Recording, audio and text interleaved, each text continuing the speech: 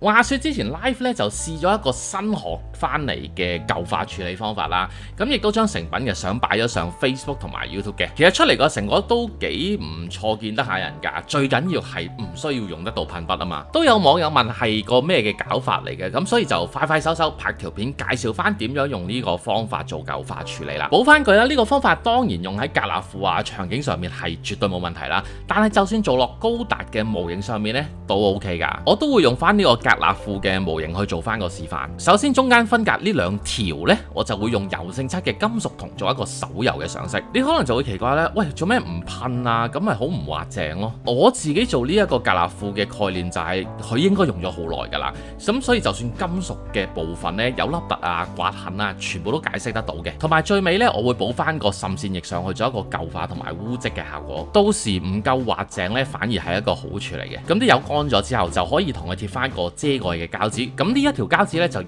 直貼到最尾先至撕落嚟㗎啦。話說回來，之前我咪介紹過呢一個遮蓋膠紙嘅切割器嘅，特別有陣時喺呢啲要做固定闊度嘅膠紙切割上面呢，真係幾方便。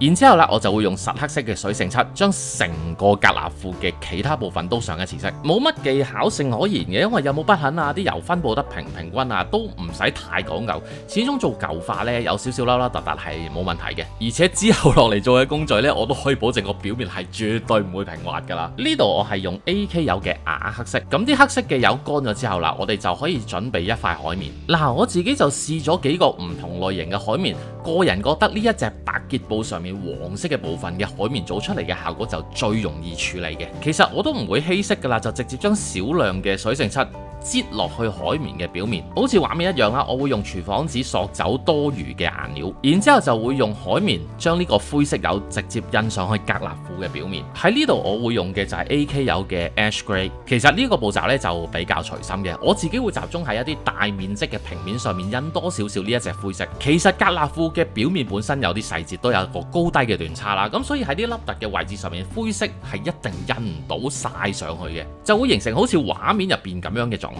就咁望上去已經有一個係類似舊化嘅感覺，係一個甩甩地色嘅表面。嗱，有個小 tips 嘅，你 feel 到個海綿掂到膠件嘅表面呢，就要即刻縮手噶啦。如果唔係殘留喺膠件表面嘅顏料呢，就唔係細細點，而係一大笪噶啦。呢個亦都未必係你想要嘅效果嚟嘅。你想要大笪啲咩？印多幾次咯。畫面我就轉咗塊鏡先，然之後講多少少啦。其實你話用柔性漆一樣可以做到個咁樣嘅效果，但係因為柔性漆本身再厚實啲啊，佢乾咗之後嗰個凹凸感呢會更加強烈，即係我講緊係凹凸得好過分嗰一隻。而且柔性漆嘅味道又真係濃烈啲嘅，喺屋企搞又冇咁方便，所以都係會建議翻用水性漆係比較好啲嘅。嗱，呢個部分都搞掂埋，就開始有舊化嘅雛形噶啦。跟住落嚟就可以按自己嘅需要上翻對應嘅水貼。通常呢啲通用嘅水貼啦，我咁講，絕大部分嘅模型店都有得買㗎啦，包括我以前開過名嘅每一間店。平時行過上開去買翻兩張開門口，我覺得都 OK 嘅。上完水貼之後呢，我自己就會強烈建議用噴罐柔性嘅燒光同佢上咗一層保護先。始終水性漆嘅咬件能力同柔性漆係冇得比，更何況大家見到我連底灰都冇落，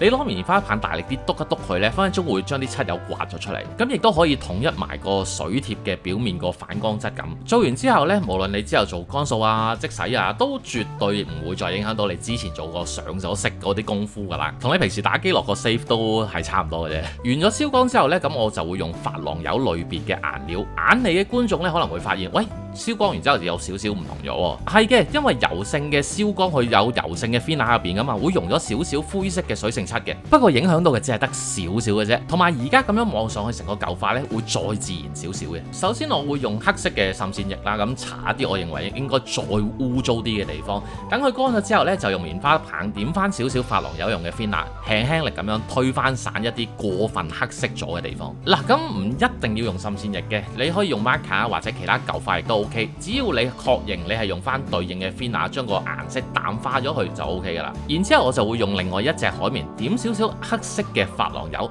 同格納庫嘅表面再增加一啲額外嘅污漬。咁同之前一樣，我都會用到廚房紙索走多餘嘅顏料，但係今次呢，我就會留翻好少量嘅顏料喺海綿嘅表面，先至開始做呢個動作。因為我只係需要少量嘅黑色斑點。呢一個步驟呢，我會選用呢一隻密度冇咁高嘅海綿去做，效果亦都會好少少嘅。咁當然啦，如果果你唔滿意，咪用翻個 thinner 洗走佢咯。反正嗰個燒光層呢係保護到下邊嘅灰色同埋黑色嘅。再落嚟我就會用呢隻啡色嘅舊化液，亦都係好隨心咁樣點喺某啲我認為應該有生鏽嘅地方啦。通常件與件之間或者一啲邊邊角位呢，就容易啲發生生鏽嘅狀況，所以我都係會主要點喺呢一啲位置。咁我都係求其點幾個位嘅啫。點完之後呢，我就會用棉花棒將佢向下垂直咁樣推散個顏色，模擬翻佢生鏽之後嗰啲鏽水滴落嚟嘅效果。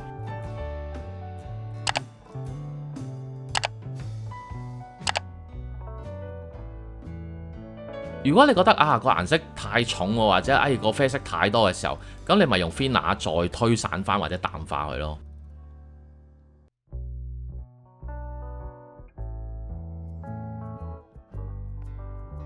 差唔多到最後嘅步驟啦，就係乾掃。如果你係頭幾次做舊化或者明知道自己做乾掃比較容易做得過分重手嘅話呢，喺呢度可以再做一次燒光嘅，你咪當好似打機咁樣，又係 save 定咯。乾掃我就分別會只係用到兩個顏色嘅啫，就係黑色同埋銀色。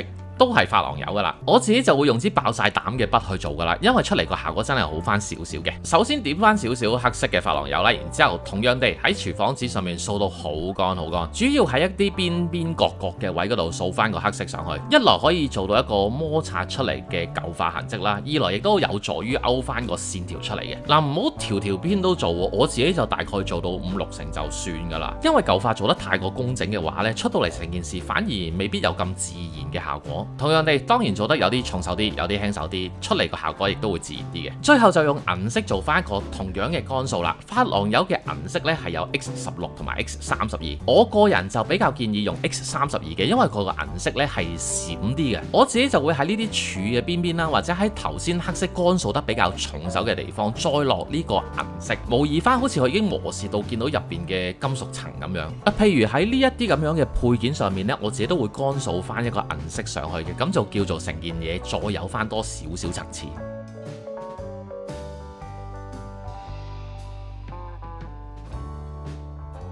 到最後我會用珐琅油 X10。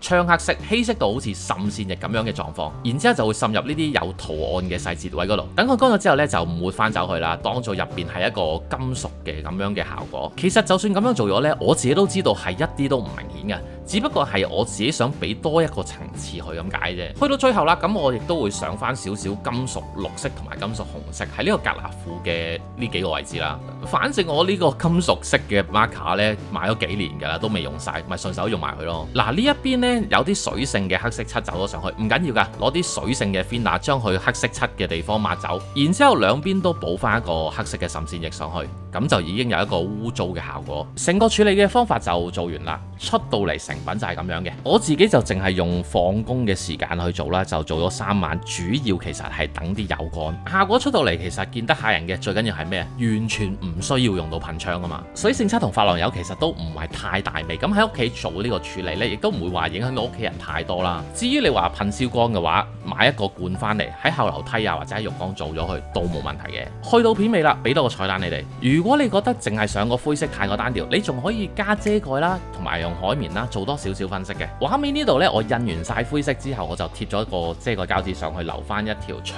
條形嘅線啦。用同一個方法，今次我哋印啲黃色上去。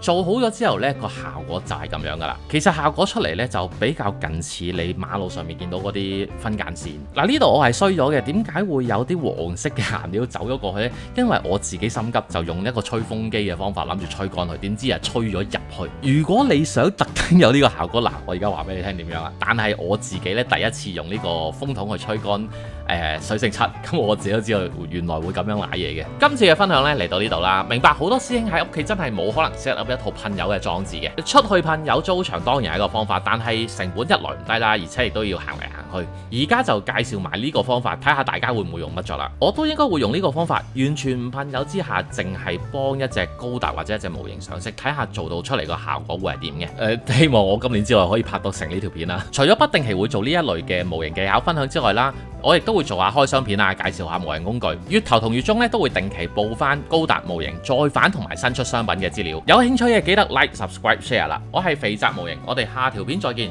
，peace。